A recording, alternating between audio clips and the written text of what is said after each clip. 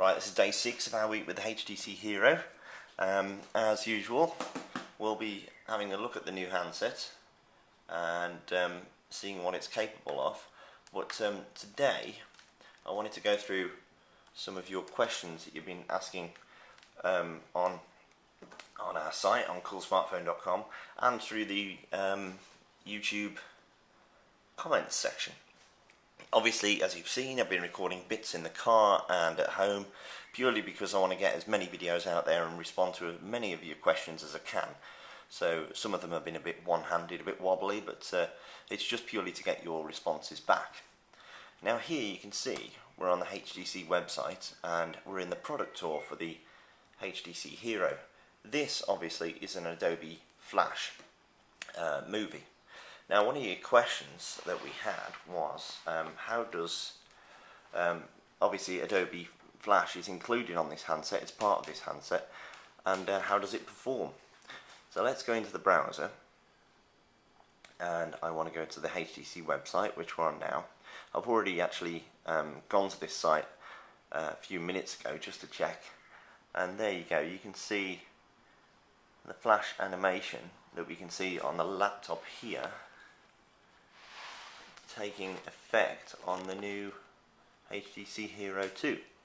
Again, you can zoom in and we can have a look at that animation a bit closer up. Well, it's a bit too close up, let's zoom out a bit. And there it is, demonstrating the Twitter app and going through the demonstration. So that's the Adobe Flash. It's not quite as smooth perhaps as on the laptop, but then again it is a phone.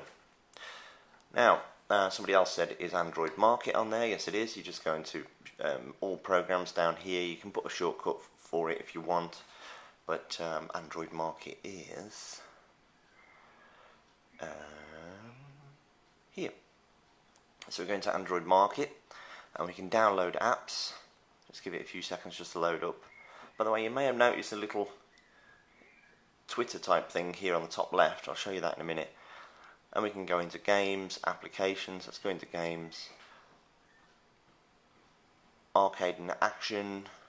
And we've got some free games here. So let's download Snake because that's free and we like free stuff. It just says a brief description of what it is. I'm going to press install. Your item will be downloaded, right? So it's going to download for me.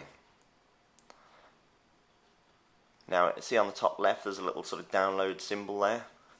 So if I drag down my notifications window here at the top, it says Snake has been successfully installed at 9:20, and there's also a little notification from Peep, which is a Twitter client. Press up to play. So I'll press that and here we go. We can control the Snake with my little trackball. It's not the most graphically advanced game in the world, but anybody that's owned a Nokia over the past few years will be quite familiar with this this game, and it is unfortunately rather addictive. So we'll come out of that and go back to home. As you can see, the Twitter client here has given me some updates. I can press that, have a look at my updates, and press that and it goes straight into Twitter, or I can use the dedicated panel that I've got for Twitter here. If we go into Twitter, you can just type an update here and it will autocorrect as per the other screens. Let's go into Twitter itself.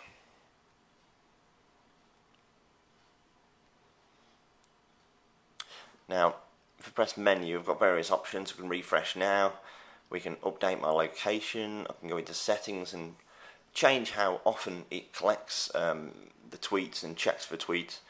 We can use screen names or not, we can tell it to vibrate or flash the LED or make a sound when somebody posts a new tweet.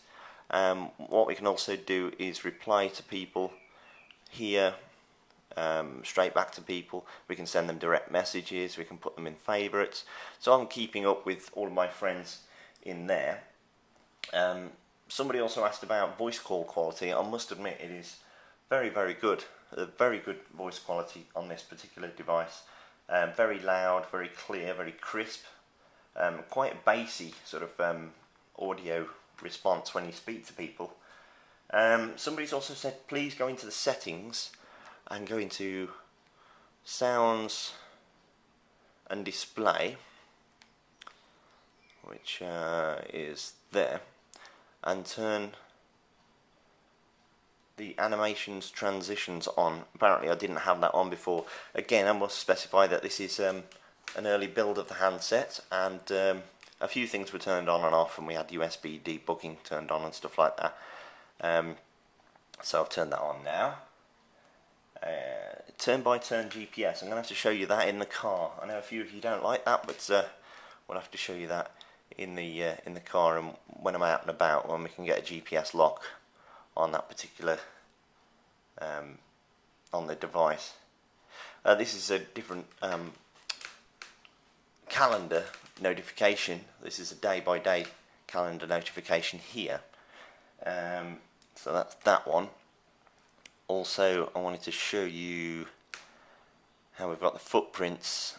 We can put that in there as well, and we can integrate the HTC footprints, which is a sort of a good way of showing you where you've been. You can take pictures of somewhere, you can record a little bit about it, write a little bit of information like Big Ben was amazing.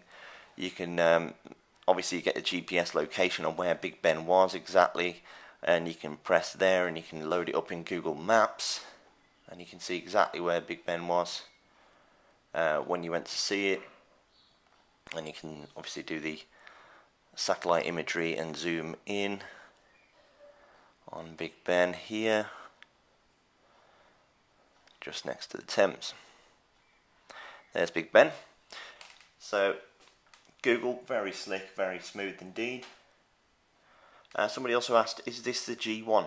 No, it's not. This is a HTC Hero. Now, I've got to be fairly quick this weekend on this one, because I'm going to be offline pretty much all weekend. But that's day 6 of our week with the HTC Hero.